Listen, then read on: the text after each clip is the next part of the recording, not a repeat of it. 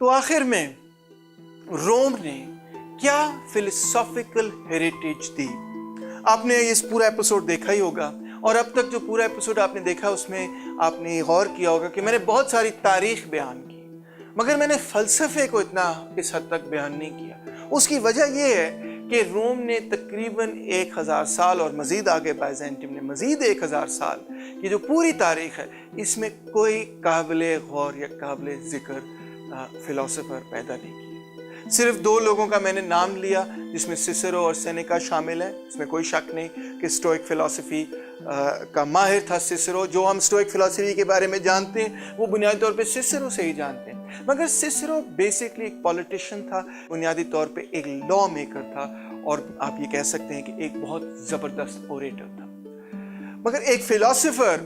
اس کو کہنا شاید 100% درست بات نہیں ہوگی، کیونکہ سیسرو نے اپنا کچھ نیا فلسفے کو نہیں دیا، مگر ہاں قانون کے حوالے سے، ریپبلک کے کانسیپٹ کے حوالے سے، سیاست کے حوالے سے اس میں کوئی شک نہیں کہ سیسرو کی سوچ جو ہے اس نے یورپ کو بے انتہا متاثر کیا۔ سیسرو کہتا تھا "We are servants of the law in order that we may be free"، یعنی کہ ہم قانون کے غلام ہیں، ہم اس کی خدمت اس لیے کرتے ہیں کیونکہ قانون ہی جو ہے ہمیں آزاد کر سکتا ہے۔ اس میں کوئی شک نہیں کہ سیسرو جو ہے اس پرانے رومن ریپبلک کو، اس سینٹ کا نمائندہ تھا، اس پرانے رومن ریپبلک کو دوبارہ قائم کرنا چاہتا تھا، مگر اس میں بھی کوئی شک نہیں کہ یہ کہنا بھی غلط ہوگا کہ اس نے جو کچھ بھی لہٰذا لکھا وہ غلط تھا، بلکہ یہ کہنا زیادہ درست ہوگا کہ جب بادشاہت یورپ کے اندر جا کر ختم ہوئی، جو کہ فرینچ ریولوشن میں جا کے ختم ہوئی، تو جو فرینچ ریولوشنریز نے نعرہ دیا 1789 کی میں بات کر رہا ہوں، وہ ریپبلک کا ہی نعرہ بلند کیا، یعنی کہ وہ ادارہ، وہ سیاست کہ جس کا سیسرو نے دفاع کیا تھا۔ ظاہری بات ہے کہ یہ مختلف دور ہے تاریخ کا، اور اس میں جو طبقہ ہے اس کو ہم کیپٹلسٹ کلاس یا بورژوا کلاس کہیں گے، سرمایہ دار طبقہ کہیں گے، اور سیسرو ایک اور طبقے کی بات کر رہا تھا جو کہ پیٹریشین کلاس تھی، تو لہٰذا اس کی طبقاتی اس حوالے سے تو بہت ساری چیزیں جو ہیں وہ برابر نہیں ہیں، وہ بہت مختلف ہیں، مگر اس حوالے سے کافی چیزیں میچ کرتی ہیں کہ نعرہ اور بنیادی تصورات، بہت سارے بنیادی تصورات انہوں نے سیسرو سے اور ایون سینیکا سے حاصل کی۔ دوسرا یہ کہ روم نے ملکیت کے تصور کو ٹھوس بنایا، اس کو ایک فطری اور قدرتی چیز تصور کیا۔ مثال طور پہ یہ نقطہ نظر کہ انسان کی فطرت میں ہے کہ انسان جو ہے اس کے پاس ملکیت ہو یا وہ کسی چیز کا مالک بنے، یہ انسان کی فطرت، ہیومن نیچر سے یہ بات جڑی ہوئی، یہ آرگیومنٹ پہلی دفعہ ہمیں بنیادی طور پہ روم میں ملتی۔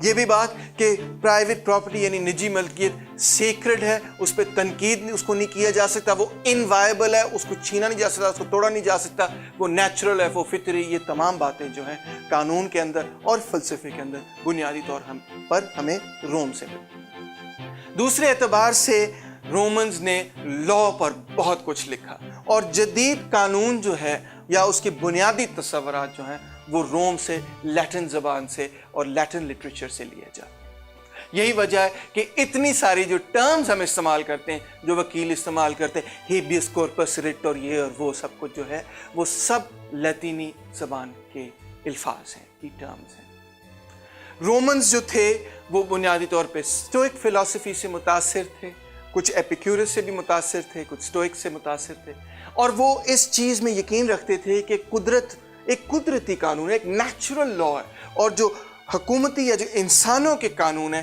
جب وہ اس قدرتی قانون کے قریب ہوتے ہیں تو تب وہ جسٹ ہوتے ہیں، تب وہ منصفانہ ہوتے ہیں، انصاف پر مبنی ہوتے ہیں، اور جیسے جیسے وہ نیچرل لا سے، قدرت سے دور ہو جائیں، قدرتی فطری قانون سے، انسان کی فطرت سے دور ہو جائیں، تو وہ ان نیچرل اور انجسٹ، غیر منصفانہ ہو جائیں۔ لہٰذا رومنز کا یہ کہنا تھا کہ پوری تاریخ میں اور دنیا کے ہر حصے میں ایک ہی قانون ہے جو امیوٹیبل ہے، جس کو تبدیل نہیں کیا جا سکتا۔ ہمارا یہ صرف فرض بنتا ہے کہ ہم اس کو سمجھیں کہ وہ کیا ہے۔ سٹوئکس کا یہ کہنا تھا اور رومنز کا بھی یہ کہنا تھا کہ پولیٹیکل اتھارٹی، اقتدار جو ہے وہ بنیادی طور پہ عوام دلواتے ہیں۔ اس حوالے سے ان کی جو فلسافیکل کنسیپشن تھی، ان کا جو فلسفیانہ تصور تھا، अथॉरिटी के हवाले से वो वाकई एक डेमोक्रेटिक तसव्वुर था। वो ये तसव्वुर था कि कोई भी रियासत जो कायम होती है, कोई भी हुक्मरान जो कायम होते हैं, कोई भी क़यादत जो कायम होती है, उसने आवाम से और लोगों से ही ये हक हासिल करना है कि वो इक़्तिदार हासिल कर सकती है, कि वो लीडरशिप है या नहीं। मगर जो इसकी इम्प्लीमेंटेशन थी हमेशा, उसमें हम यही देखते हैं कि जो पेट्रिशियन क्लास थी वो ही डोमिनेट करती थी। इसकी जो इंटरप्रिटेशन की जाती थी, जो रोमन्स इसकी इंटरप्रिटेशन करते थे, उसमें हमेशा उस इंटरप्रिटेशन में यही नतीजा निकलता था कि पेट्रिशियन क्लास जो है वो ही वो तबका है कि जो कि हुक्मरानी कर सकता है, और अवाम का बुनियादी फ़र्ज़ ये बनता है कि पेट्रिशियन तबके को ही हुक्मरानी अता की जाए। रोम के अंदर स्लेवरी बहुत बड़ी तादाद में मौजूद थी, बल्कि जैसे मैंने आपको बताया कि कितना बड़ा रिवोल्ट हुआ, स्पार्टकस का कितना बड़ा रिवोल्ट था, कितनी बड़ी बगावत थी रोम के ख़िलाफ़।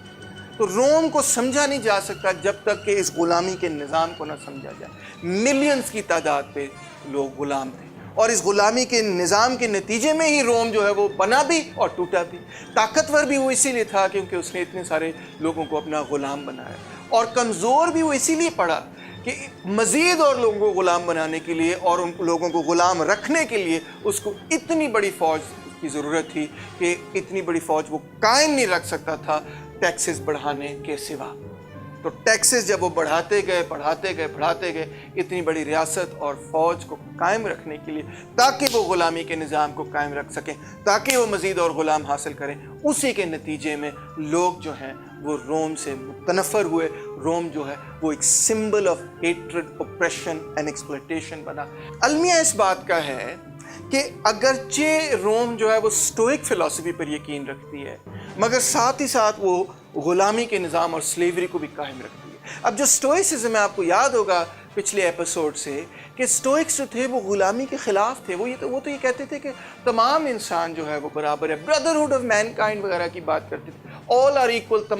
तमाम की बराबरी की बात करते थे, भाईचारे की बात करते थे। तो फिर किस तरह मुमकिन था कि एक तरफ वो ये कहें कि जी हम स्टोइक फ़िलासफ़र्स में यकीन रखते हैं, और दूसरी तरफ वो ग़ुलामी का निज़ाम जो है वो कायम रखें।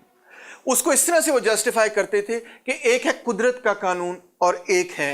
रियासत के कानून, जो रियासतें दुनिया के अंदर एग्जिस्ट करती हैं। और अगरचे ग़ुलामी का जो निज़ाम है वो कुदरती नहीं है, मगर फिर भी उसकी एक जस्टिफिकेशन है क्योंकि वो हुकूमतों के मुख्तलिफ आइन का हिस्सा है, कानून का हिस्सा है। सिसरो ने भी स्लेवरी का दिफा किया, नज़रियाती तौर पे ग़ुलामी के निज़ाम को डिफेंड किया।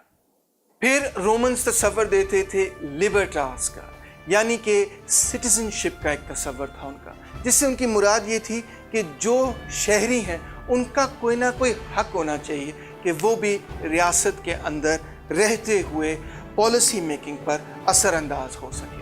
वो ये समझते थे कि रियासत जो है वो एक ऐसी कम्युनिटी है कि जिसको कॉमन लॉ ने इकट्ठा किया है, और उसका मकसद यही है कि तमाम लोग जो हैं वो बेहतर ज़िंदगी गुजार सकें। लिहाजा उनके कॉन्सेप्ट में कानून जो है उसका काम ये था कि वो इंसाफ फराहम करे, और इंसाफ की डेफिनेशन ही ये थी कि जो इंसान कानून के अंदर रहे, कानून अगर तो नेचुरल लॉ पर बुनियाद रखता हो। मैरिज के हवाले से, शादी वगैरह के हवाले से वो समझते थे कि ये एक बहुत इंपॉर्टेंट सोशल कॉन्ट्रैक्ट है, मगर उसको ये नहीं कहते थे एरिस्टोटल की तरह या दूसरों की तरह कि मैरिज की बुनियाद पे ही रियासत कायम होती है, या ये कि फैमिली की बुनियाद पे ही रियासत कायम होती है। और रियासत के हवाले से तो ये बिल्कुल वसूख से कहा जा सकता है कि the Romans were the great state builders. उन्होंने इतनी बड़ी रियासत बनाई कि तारीख़ में शायद हमने कभी इतनी बड़ी रियासत नहीं। उनकी जो मिलिट्री मशीन थी वो, उसके अंदर आपने देखा कि लाखों की तादाद के अंदर लोग शामिल हुआ करते थे। इतनी बड़ी फ़ौज उस ज़माने के हवाले से, आज के ज़माने में तो बहुत बड़ी बड़ी और फ़ौजें भी हैं, मगर उस ज़माने के हवाले से इतनी बड़ी फ़ौज कहीं पर भी नहीं थी। और यही वजह थी कि 1000 साल तक वेस्टर्न रोमन एम्पायर और मज़ीद 1000 साल तक ईस्टर्न रोमन एम्पायर को कोई बैरूनी कुव्वत हरा नहीं सकती थी। अगर उनके दरमियान कोई रोमन फ़ौज को हरा सकता था तो वो वही लोग थे जो रोम के अंदर अगर कोई खाना जंगी हो जाए तो एक कुव्वत दूसरी कुव्वत को हरा सकती थी, मगर कोई बैरूनी कुव्वत जो है रोम को नहीं हरा सकती थी, क्योंकि किसी बैरूनी कुव्वत के पास इतनी बड़ी फ़ौज, इतनी डिसिप्लिन्ड और वेल ट्रेंड आर्मी नहीं थी। इतनी बड़ी रियासत कायम करने का एक और पहलू ये भी था कि पहली दफ़ा तारीख़ में, यूरोप की तारीख़ में, और जहाँ जहाँ ज़ाहिरी बात है कि रोमन एम्पायर मौजूद था, उन तमाम इलाकों की तारीख में एक कॉमन लॉ पैदा हुआ, एक ऐसा कानून पैदा हुआ कि चाहे कोई स्पेन में हो या चाहे कोई पैलेस्टाइन में हो, वहाँ पे जो बुनियादी कानून लागू होगा वो एक ही कानून लागू होगा। सिविल लॉ और criminal law, property law, inheritance law, ये सारी डिफरेंशिएशन बुनियादी तौर पे रोमन्स ने ही करके दी। और रोमन्स ने कानून के हवाले से ये भी तसव्वुर दिया कि कोई भी कानूनी निज़ाम जो है किसी न किसी इंसाफ के बुनियादी असूल पर कायम होता है। यानी वो जो निज़ाम है, कानूनी निज़ाम, जिस असूल पे वो कायम है, वो दोनों अलग-अलग चीज़ें और उन दोनों को अलग-अलग देखने की ज़रूरत है। अगरचे रोम में कोई ऐसा फिलोसोफर तो पैदा नहीं हुआ कि जो अरिस्टोटल के लेवल या प्लेटो के लेवल का हो। सिसेरो और सेनेका और बहुत सारे और लोगों ने लिखा ज़रूर, मगर इसमें कोई शक नहीं कि जहाँ तक सियासत का ताल्लुक है, रियासत के क़याम का ताल्लुक है, जहाँ तक कानून का ताल्लुक है, इन 3 चीज़ों के अंदर